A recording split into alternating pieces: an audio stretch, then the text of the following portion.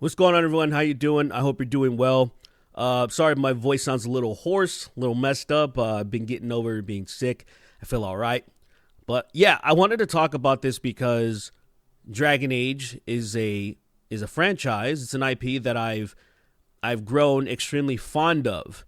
I think I played the first one not right when it dropped. I think I played it closer to when Dragon Age 2 came out. Something like that. I remember playing it a little bit late, like say the DLC was already out. And I fell in love with the series. And, regardless of what a lot of people say, I think that 2 was done pretty well for the short amount of time they had to work on it. And I also had fun with Inquisition, it had its issues, but I'm a fan of the series. I'm a fan of BioWare. Actually, the Mass Effect franchise is my favorite franchise of all time. I mean, I have Tali Zora tattooed on me, for example. So I had a lot of stake in BioWare to do well. And I've been disappointed time and time again. And it sucks that Dragon Age the Veilguard is kind of, it's another example of just being extremely disappointed. Because for what I want in a Dragon Age game, what I expect from BioWare, they just didn't deliver that. Regardless of what I saw some reviewers say, there was a mantra going on right now saying BioWare is back. And I'm like, what are you talking about?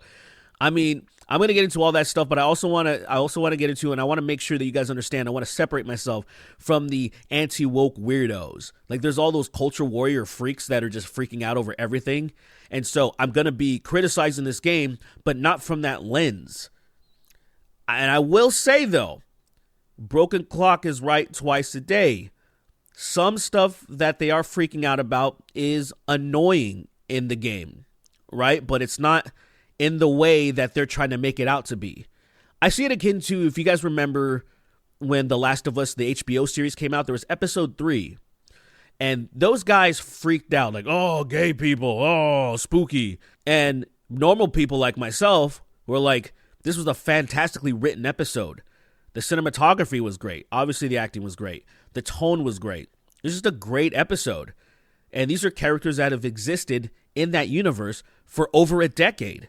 And these people are acting all surprised and shocked and stuff because a lot of these people are grifters, right? They're just pushing outrage, just trying to get money, maximize profits. So instead of being like, I shouldn't be upset about this because it was in the game a long time ago. Ellie was also gay a long time. Like, who cares about that stuff? But there's people that are freaking out about Dragon Age the Veilguard that only care about stuff like that. Oh, they care about, and I'll get into these light spoilers, they care about like one of the characters that has some aggressive politics in it. And to me, that's not the problem that it's in there. It's how they execute it. That is the only issue for me. The way things have been executed. And unfortunately, in a lot of ways, things have been executed poorly. For a person that is a huge Dragon Age fan, there are certain expectations I had for my dark fantasy. I don't need it to be super bloody and gory and stuff, even though I appreciated a lot of the blood and gore that was in it, especially even after combat. And in the first game, you would have your war dog and you could ask him to lick it up and stuff. I love that stuff. That was fun. But I don't need it to be ultra dark. And I know obviously Veilguard has dark moments and stuff, but just tonally, and especially how the characters look, it's one of those things that I can't even look past. I tried. I legitimately tried, and I thought to myself, I'll get over this eventually. When I saw how stupid the characters looked, I'm like, okay, yeah, whatever. This is terrible, especially the Qunari. The Qunari are unbelievably, unfathomably bad. It doesn't even make sense how shitty they look. You see, okay, in the first one, it was like, all right, well, yeah, what is this a black guy? Okay, fine, whatever. The second one, they basically turn into these monstrous, tieflings, and I'm like, this is amazing. They look incredible. Third one, still look good. I mean, everything's kind of good. The Iron Bull is a dope character. I actually really like him. I really like Freddie Prinze Jr. They brought him back because he was in Mass Effect 3 as well. But the thing is, you wonder how this happens. And I've been told things like, it's called what's it called? Toxic positivity, where everyone's too afraid. They're too positive to criticize anybody. And so when you have something that is obviously terrible, you just overlook it. And apparently that's what some people are saying what happened with this, because we're not even going to talk, because everything I'm going to say is is mostly subjectivity. But when it comes to how the Qunari look, obvious downgrade. I don't even care. And I'm be honest, there's probably other people that would disagree with me, because I don't care if they change their look again, as long as they looked good. Because remember, they changed before from the first to the second, and they changed a little bit in the third, right? Like, it's one of those things where it's like, I'm okay with change if it's good. So if they changed the Qunari and made them look better, or just in a different version, but they still look cool, I would have been totally fine with it. But it was clearly a lazy art decision. They're just humans with giant foreheads and horns that happen to be bluish. And I was like, what the hell is this? So that's a glaring, like, looking at this stuff and looking how the characters are, it's hard to get past that. And I tried. Every time they would be on screen with dialogue, or if I'm watching a review and somebody is talking and I should be absorbing what they're saying, I'm focusing on how stupid the people look. And I was like, this is crazy. I can't believe I'm doing this. It would make my eye twitch a little bit, because I thought, and again, I guess I'm repeating myself, that I thought that I would be able to get over it. I thought I'd be like, that looks really stupid, but whatever. How's the writing? Is the writing going to be good? Things like that. And unfortunately, the writing, in my opinion, from everything that I've seen, and the game is officially out now, it's not up to par. It's not what I expected in a BioWare game. And yes, a lot of people keep saying things like, well, what do you expect? The OG people of BioWare are gone. And yes, however, I think, and this is, I guess, from my interpretation, I think it's not that hard to emulate greatness once it's already been laid out. This is my personal opinion. Why I say that, I have an example of that, actually. 9th grade, I'm like, 14 years old? So I'm in my theater class, right? I took drama, and we had to find a script and then just act out a scene from it. And I told my group, we'll do I Love Lucy. I love I Love Lucy. It's goated. And so I didn't say goated back then. We didn't say that back then. But but it was one of those things that I looked for a script, and all of them were pay gated. And I was like, I'm not paying for a fucking I Love Lucy script. So you know what I did? I wrote a scene myself. I had seen I Love Lucy so much that I know how these characters behave. I know what type of things they would say, and I know what type of punchlines they would have. So I wrote it, and nobody noticed. As a matter of fact, one girl that was sitting in the audience in, my classroom, she said, I remember that episode. And I said to her verbatim, I'm sure you do. People were laughing their asses off. I told my group after that, I was like, by the way, guys, I made that whole script up. I was like, I made it up. And they were like, that's incredible. And I was like, well, not really. I think just like if you look at YouTube and you see what all these amazing people are doing with like music covers, they're like, this song in the style of this band. Because people already have a feel. That band put out their stuff already. So now people have a vibe and a feel for how this band operates or how this artist operates. So then it's kind of not that hard to emulate them. So what I'm getting at is you have examples of Dragon Age Origins and Dragon Age 2 and even Inquisition, because there's a lot of people that like all those games. There's some people that say some stuff about them, about 2 and Inquisition, but overall, we can just stick to Origins. You understand the vibes. Feed off of that. Are you guys not good enough to do that? Or is it that these people that took the reins, they want to interject their own stuff into it? They don't care about appeasing the audience and the people that are, that came along for the ride, that supported the BioWare and Dragon Age from the very beginning. And it's an unfortunate thing. It happens. It was one of those things that happened with Rian Johnson in Star Wars, where instead of doing something that would be like the logical thing, something that the fans would appreciate, he's like, nah, I want to do my own thing. I'm an artist, and I want to do things the way that I think they should be done. And it's like, damn, well, that is your decision, bro. It is your decision, but it's a selfish one. And unfortunately, a lot of times being an artist does come down to selfishness. But if you're working in a large company and you're making stuff for people that brought you to the dance in the first place, usually you need to be a little selfless. And it's one of those things where you sometimes see artists being like, I don't want to play this song anymore if they're like a musician. I'm so sick of this song. And it's like, well, bro, you wouldn't be in the position you're in if you didn't create that song and play it all those times. These people love you for it, and they want to hear you when they come to your concerts. So it's like when you're making a game, Dragon Age, 10 years later, it's, from 2014 now to 2024, people are hoping, oh man, I really want those vibes. I want the dark fantasy tone to be captured. I want the writing to be pristine. I want to fall in love with these characters. And I will say, to be fair, there are some people who are falling in love with these characters. There are some reviews that I've seen because I was being extremely objective about it. I watched as many negative reviews as many positive. And unfortunately, when it comes to me, the positive reviews, and I mean this, I'm not I'm not trying to be hyperbolic or anything. I don't agree with the reasons why they like the games, or why they like Dragon Age of Veilguard. I didn't agree with the things that they were saying. Also, the things that they were saying were very shallow. It was actually kind of disappointing, where I'm like, okay, what do you like about these characters specifically? It was very surface level. Because, say, for example, someone who is charming and witty, okay, that's how they're supposed to be portrayed. Did they execute it well? Is really the question that I need to answer.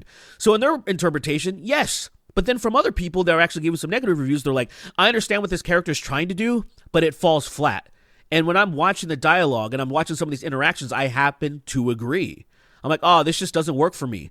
I mean, we can scale it back to, say, one of my favorite games of all time, Mass Effect 2. Brilliantly written characters, except there was some that kind of fell on their face. Like the stoic Jacob Taylor. Jacob Taylor, and unfortunately, the only Negro in space. I'm just kidding. But the only dude on your crew, happens to be a black man. And of course, I wanted him to be badass. To me, I'm like, damn, you should have written him more like, say, Jon Stewart. The Green Lantern Jon Stewart, not the comedian. But like, imagine. And I feel like they were somewhat going for that, but they missed the mark. Because he's very stoic.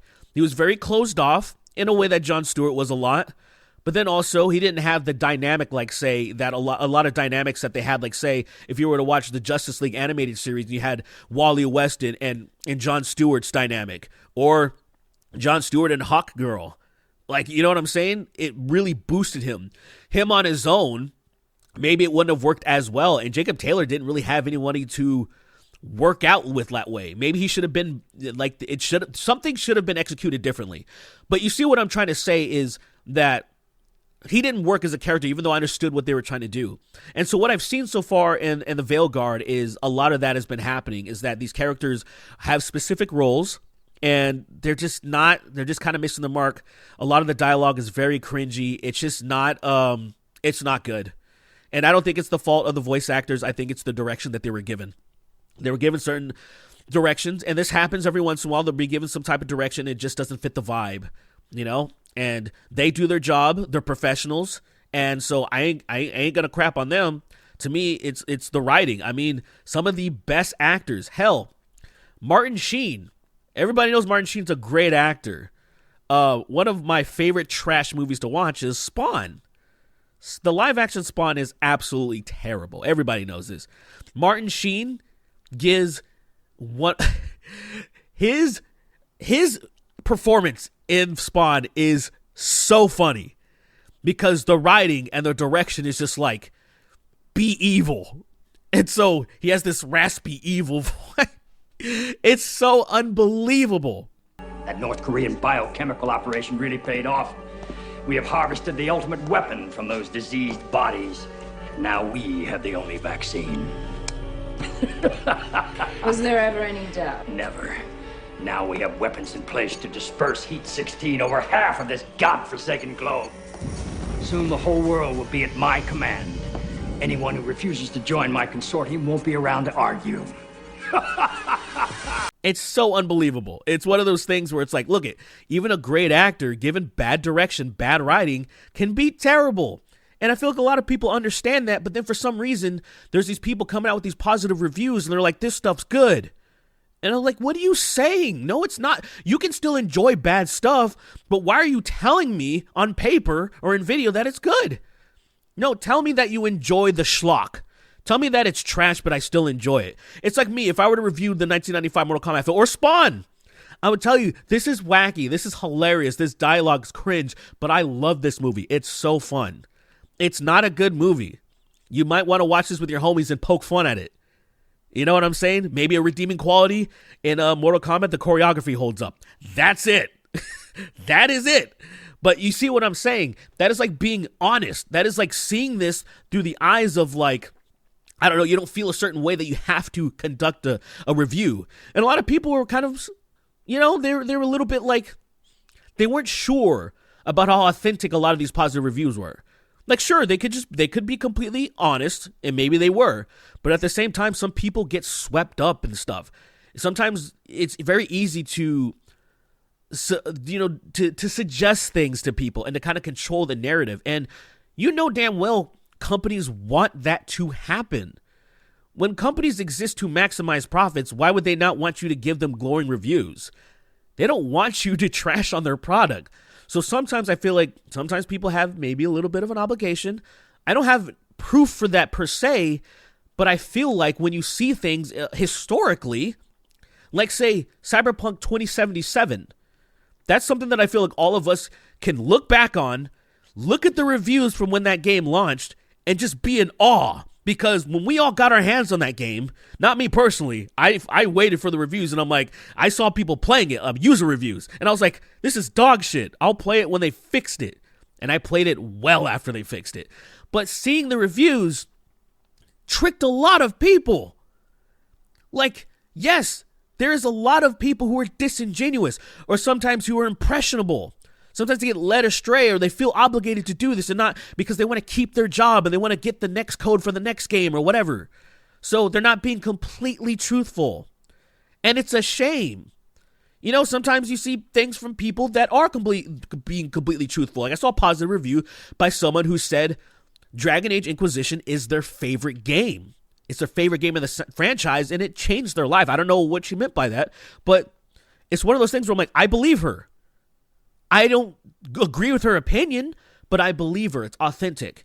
And so she's talking about it in a way that I'm like, look, okay, I understand why she likes Dragon Age the Veilguard. Because she loved Dragon Age Inquisition. While Dragon Age Inquisition was plagued with a multitude of issues if you were an OG Dragon Age fan.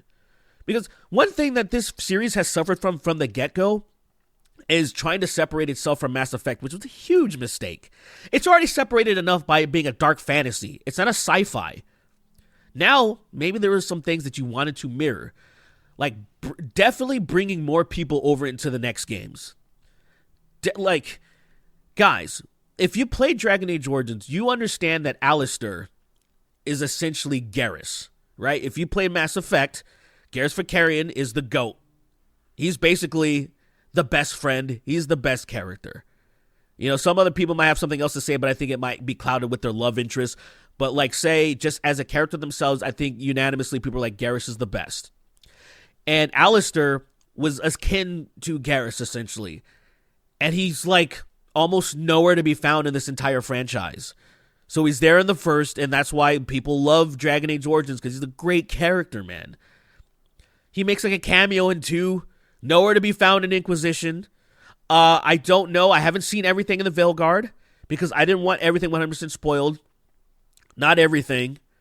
Enough of it has been spoiled for me where I've seen some returning companions, but I haven't seen everything. But as far as I know now, he hasn't made a return. I don't know if he's going to or not. And another thing is that when it comes to the Veilguard, even bringing companions over, there's like no choices. Like, you know, there's this like Dragon Age Keep, this website that I've used. And I used even a couple of months ago because I played Inquisition. Just in preparation. Like, I've beaten Inquisition twice on PC and probably like 3 times on Xbox One. And Xbox One was when it came out a long time ago. The PC was recently. So in preparation, I was like, okay, so none of these decisions even matter. They're not even importing like important stuff that have happened throughout the games. They're basically doing almost like a soft reboot. It's like they're afraid to do a direct sequel, right? And furthermore on that, Solus, probably, I don't know if I would say objectively, but in my opinion, the best character in Dragon Age Inquisition. The reason why this sequel is even existing in the first place. The reason why it was called Dragon Age Dreadwolf. And then when they changed it to the Veilguard, I'm like, what is happening? Their excuse was, well, we're going to focus on your companions, the Veilguard. But the real thing is that Solas isn't nearly as much in the game as we thought he was going to be. He's not the main big baddie, actually. I don't, like, just thinking about that makes my eye twitch. Because I thought that was brilliant. A brilliant set. They gave them a layup. A layup while they're on a ladder. And they still somehow didn't make the basket. It's one of those things where I'm like, I don't, this is not for me. I understand. Of course I'm upset. I'm really annoyed. It's just not for me. And why I know this is not for me, because the most important things about are the things that I've just mentioned prior. And they just didn't do well in those regards. The combat, now, look, I'm very different where, say, even though I'm a BioWare fan, KOTOR combat, like Dragon Age Origins combat, I enjoy it. But I also understand why a lot of people probably didn't like that type of stuff. Hell, there's a lot of people that just don't like turn-based combat in general. They don't like anything even remotely like that. So they made it more modern and action adventure-y. And I didn't mind. I play a lot of hack and slash stuff. I thought Inquisition was actually an okay combat system. I saw some people criticize it. I think, in all honesty, I think they're insane. I thought the combat was pretty fun. I think one of the big reasons why a lot of people were upset was that as a mage, you were vastly underpowered. Because in Dragon Age Origins, it was almost silly to not be anything else other than a mage.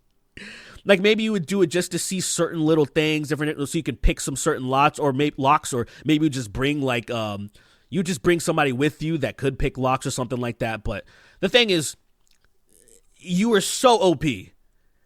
You can destroy the map by just when you get the most powerful spells, man. Like, stacking, like, I'm telling you. And then you weren't nearly as powerful all the way to Inquisition. So I think maybe a lot of people were very upset about that. But if you were another class, like say if you were like a warrior or something, it's fun. I don't know. I had fun with it. I had a lot of fun with it. Other than the villains, the bad guys being way too spongy, where I'm like, damn, dude, I'm ready to be done with this.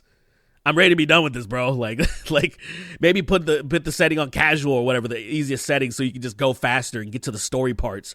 But I've also heard some people doing that with the Veilguard too, which is that's kind of bad. But the Veilguard combat looks fine to me. It looks totally fine. Some of the stuff looks actually pretty cool. Some of it really upsets me, where your companions are like basically buffs now. They're active skills essentially. They're not actual companions. You can't switch to them, like say in prior games, where to me there was a numerous amount of reasons why you want to do that. Like say in Inquisition, if I wanted to travel faster, you know, and if I wasn't a warrior, I would bring a warrior with me because they had that rush attack, they had that dash. You would run so much faster, and you can build it up to go even faster. So it made me travel much quicker. And so it's one of those things where I'm like, I need to switch to my other companion so I can travel much faster. And so things like that, and I'm like, that's just an example of one reason why switching between companions was important. Now it's they're active cooldowns now, I guess. And they don't even really aggro people that well either, you know, like, so there's things that I'm like, oh, that's different. But it seems like a lot of people, again, that maybe weren't very tactical, that played the old games, they're very happy with the combat. Like I said, I think it's fine. It looks fine. Looks all right to me. But I understand there's going to be some things that people want to do that they can't do. And that's, I think, a thing that reviewers miss. And I know it's supposed to be about them reviewing the game, but I also feel like maybe you want to come into it. Like, I guess you can review the game as somebody who has never played the prior two games, but it's kind of interesting. Their perspective, it just seems odd to me, I guess, because it kind of comes down to, like, it sounds like we're playing two completely different games, right? And so I'm massively disappointed that, you know, and the last thing I want to mention about, like, say, the critiques of the game, because it's going to lead me into the other parts of talking about the culture war crap that's been going on, is yeah, there's some interjected progressive politics, and they're just not that great. Like, some people have talked about this extensively that are reasonable. I would say Mr. Matty Plays. It's like Matty actually gives a very great take about it. If you should watch his video, his review about it. He gives a very good take about it. But it's one of those things from other stuff that I've seen, other dialogue, that it's just very, very forced. And look, man, a lot of those times those people use the word preachy, and I disagree. But like I said, a broken clock, right? A broken clock is right twice a day. They're kind of correct about this. There's moments that are very preachy and very forced, and it's like, this isn't smooth at all. There's stuff about, like, say, it seems like the point is them to be more tolerant towards non-binary people, but they're doing it in a way that there's some people, like, it's just not the correct way to behave, in my opinion. Well, like, if somebody, like, misgenders you, or like, say, even if you have a new name, you change your name legally, and somebody calls you by your old name, the idea isn't to scold them. The idea isn't to be mad and make it their responsibility to change. You introduce this new talking point. You introduce this new information to people, and they need time to get used to it. And if you're going to be an asshole about it, or expect people to immediately, like, be quick on their toes about this type of stuff, it's like, it's kind of unreasonable. And there's kind of a scene in the Veilguard that's like that, which I was just like, oh, okay. This scene is kind of stupid. It's just stupid. Pounding that snake's nose. She's still holding the ruby in her other hand. Maker's panties. I was so proud. Shit. They're still holding it. Sorry. What are you doing? Pulling a barb. Oh. Okay. A barb? Tradition in the Lords of Fortune from one of our old members, Barv. Good guy, but like most of us, his plans went sideways a lot. Bad blood among your crew's not good for morale, but there's not always time for big, drawn-out apologies. So, when one of us screws up and we know we've screwed up, we do a quick 10 to put it right. Pulling a barb. Oh, there we go.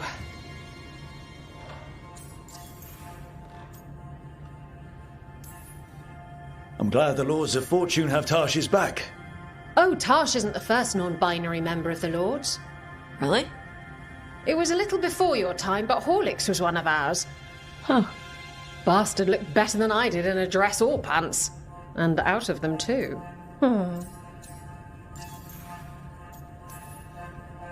Any reason you can't just apologise?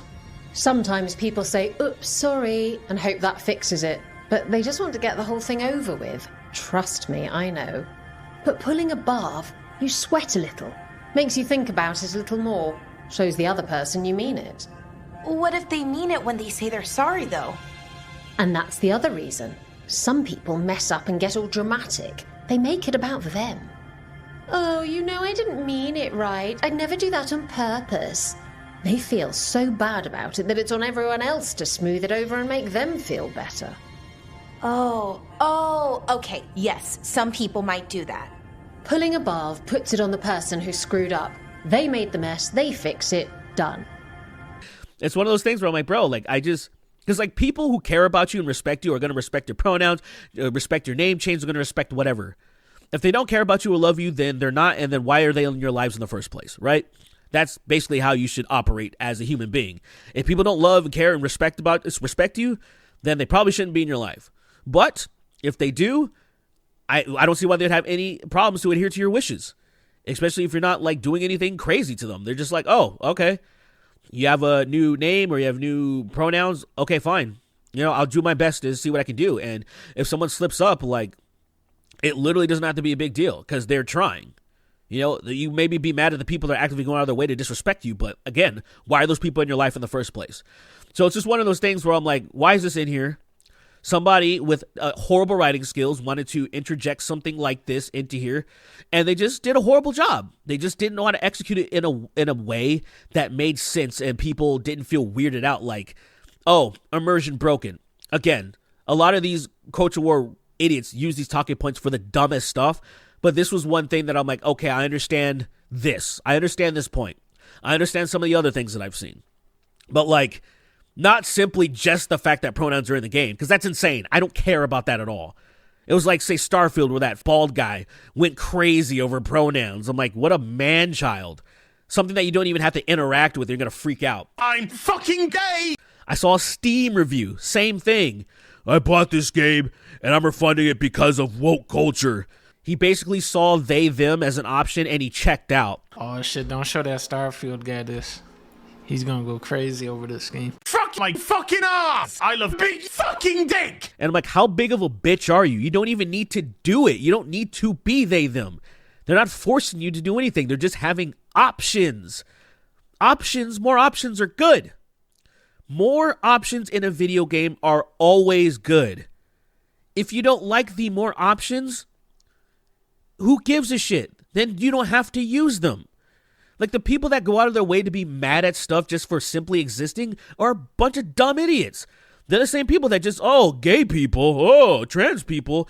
They're not doing nothing to you. And then fucking evil bigots will just create bullshit and say, they're grooming our kids. Oh, they're grooming. I'm like, oh, are you sure about that, idiot? Show me all the mugshots of them grooming the kids. Meanwhile, I can show you thousands of mugshots from the past year of a bunch of religious leaders grooming and molesting kids.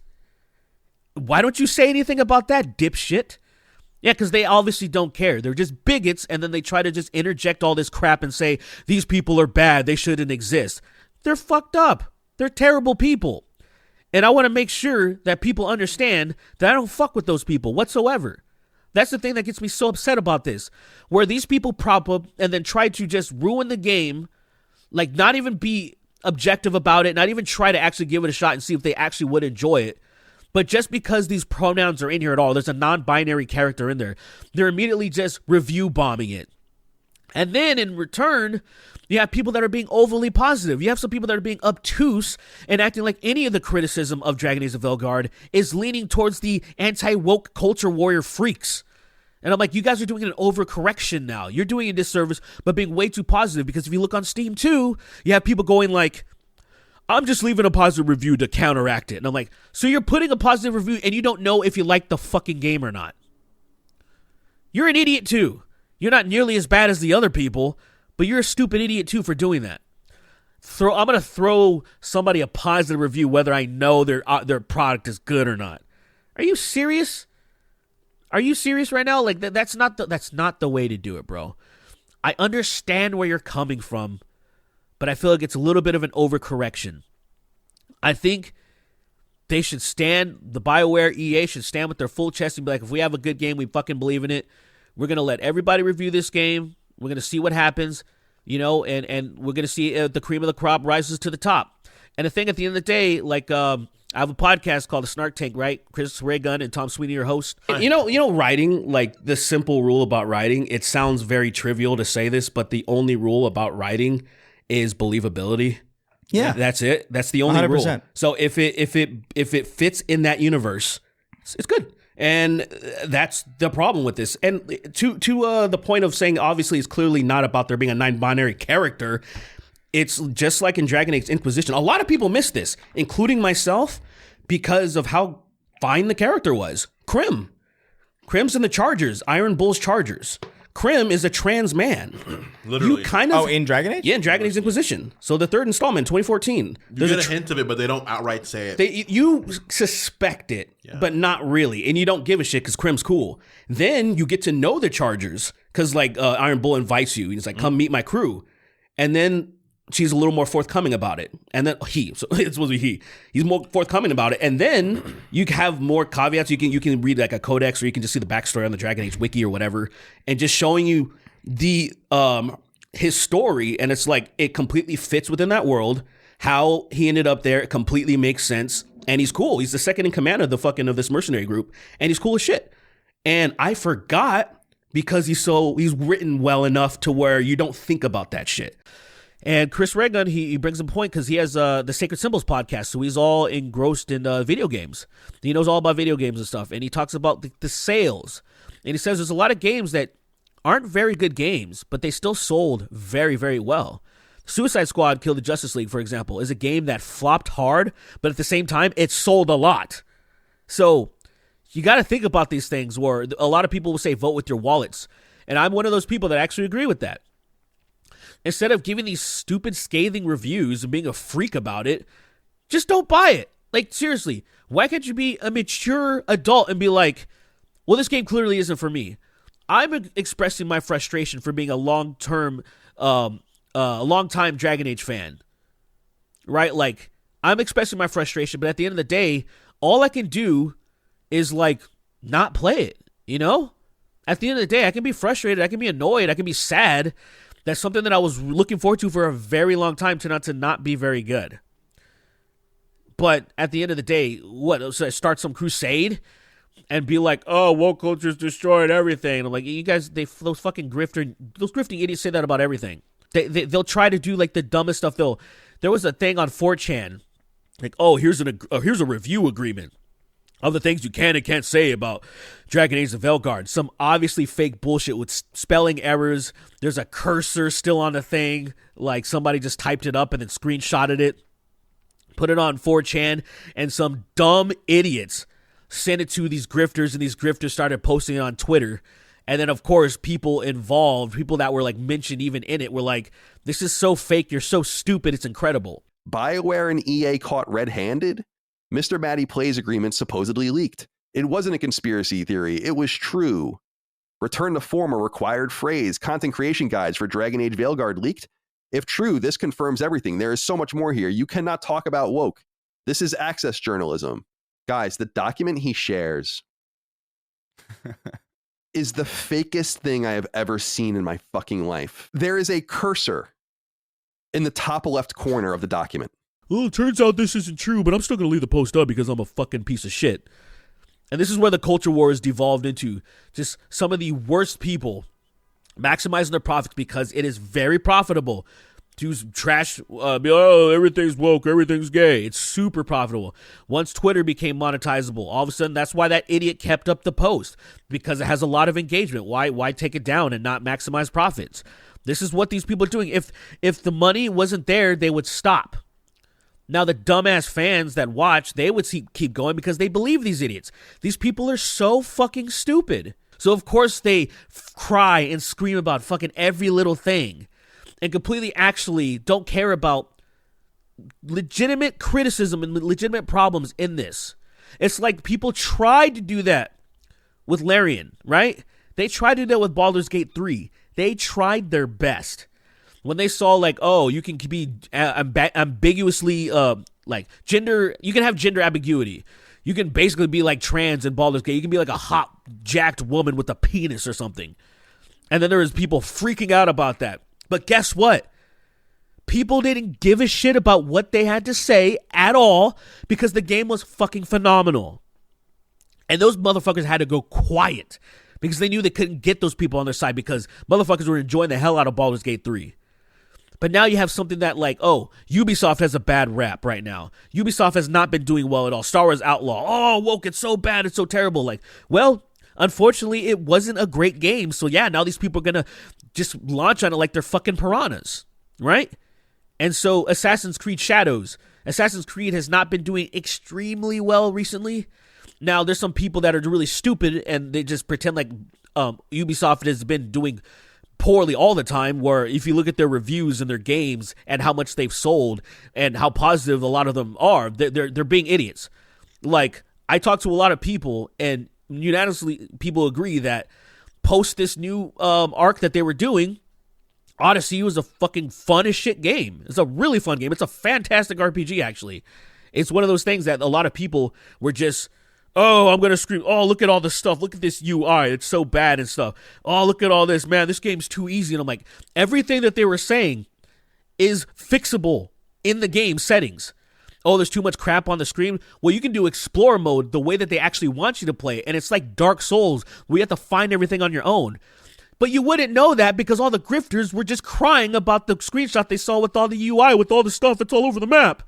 Or like, oh, these games are too easy. You can put the difficulty up so high to where it's harder than Dark Souls. Or go to certain areas because you're not capped, right? You can go to certain islands and get one-shotted by people and have a fucking great time. They don't know about this game. They don't know about this shit. And so I'm over here trying to be objective about stuff like that, and then here they are just shitting on everything, shitting on Assassin's Creed Shadows because, oh, there's a black guy and there's a woman. Oh, Yasuke, I'm going to do my very best to try to downplay who Yasuke is. Oh, all of a sudden I care about feudal Japan. Those guys don't care anything about it at all. Most of them have never heard of Yasuke before. They didn't care that Yasuke was in Samurai Warriors 5. Like, Samurai Warriors 5, I was like, cool, they finally put Yasuke in it. That's really fucking cool. My wife was really excited about that too. And then same thing, like, oh, Neo. I think it was like one of the latter bosses. I was like, bro, like the Obsidian Warrior. I was like, this fucking Yasuke, bro. This is amazing. This is cool. They didn't say shit about that either. Oh, but it's Ubisoft, easy target. All of a sudden they care about black people in the game. Oh no, and black people feel Japan. I care all of a sudden. These people are fucking frauds. They don't care. They wouldn't give a shit about Dragon Age Veilguard if they knocked it out of the park. Even if there was they, them pronouns, gay people sucking each other off throughout the game. If it was fucking amazing, they wouldn't have shit to say because they couldn't capture the outrage because people would be too distracted playing the game because it's good. That's what would have happened with Starfield. If Starfield was actually really dope, people would have been like, yeah, you know, the pronouns, whatever, yeah, it sucks, whatever, and then they're too distracted playing. But since it was underwhelming, they just focused on the pronouns. Gender ambiguity, fucking pronouns. Like, bro, are you serious right now? But that's what we're dealing with.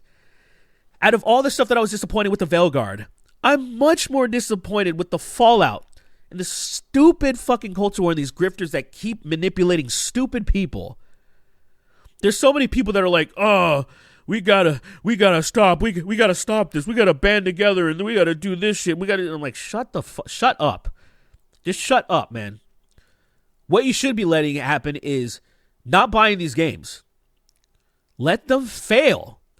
If it's truly a piece of garbage, let it fail.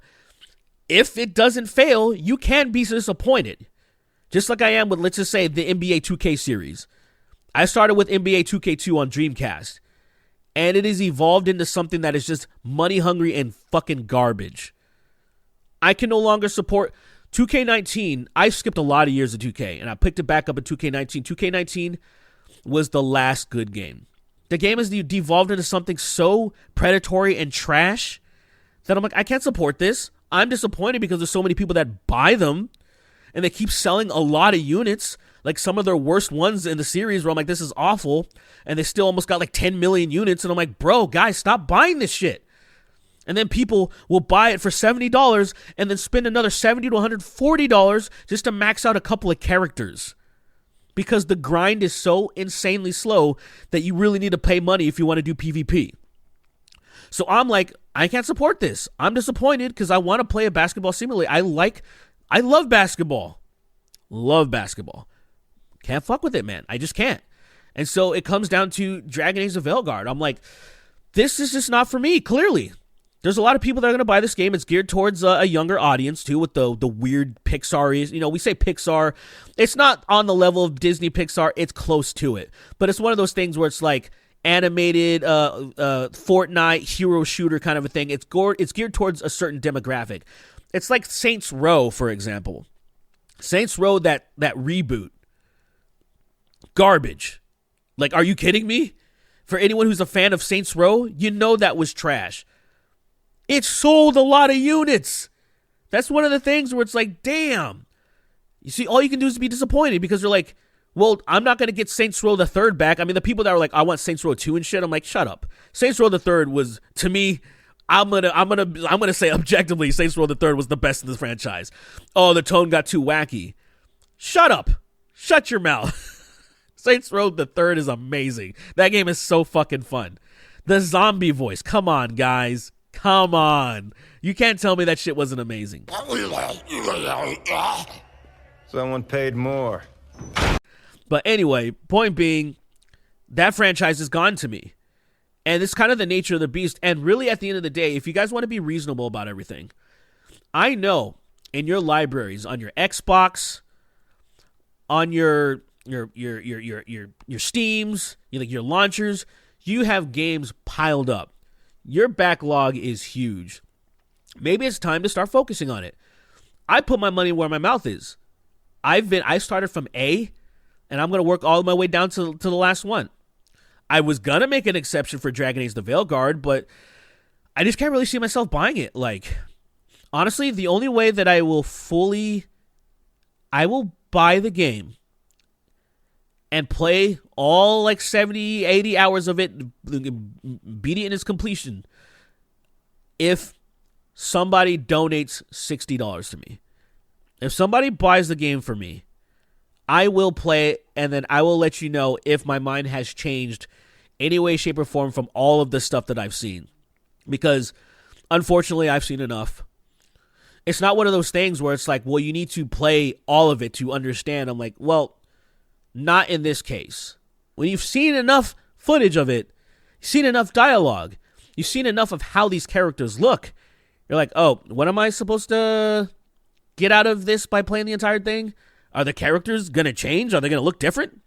Is that what's going to happen? 20 hours in, they're going to start looking better? Is the dialogue going to just get better, like after 20, 30 hours? What are you trying to tell me? So I'm like, I'm not that interested, unfortunately, and it kind of breaks my heart, to be honest. I've been kind of a little bit bummed about that. And, but yeah, I'm just going to work on my backlogs, keep making music and stuff, keep focusing on my podcast. If you guys don't know, I do the Snark Tank podcast with Chris Reagan and Tom Sweeney, multiple episodes a week. If you guys want to check that out, link most likely will be in the description unless I forget. But, guys, I want to know what you think about Dragon Age. I want to know what you think about the Culture War stuff. And I'm going to be actually 100% honest. If you're one of these people that freak out about woke stuff, or you even use woke in that context, use it incorrectly and just use it for this all-encompassing thing because you're an idiot, I actually don't value your opinion. I don't care about it. Sure, like you said, broken clock.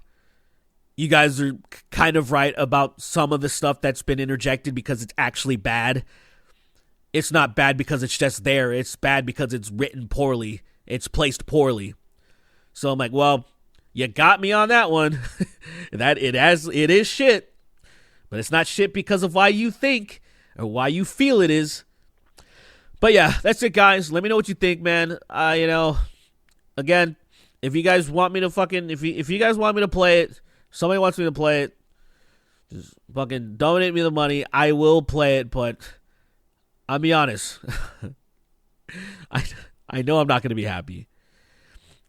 People that I respect immensely, they were devastated. And I'm like, well, obviously me too. But that's it, guys. Take care.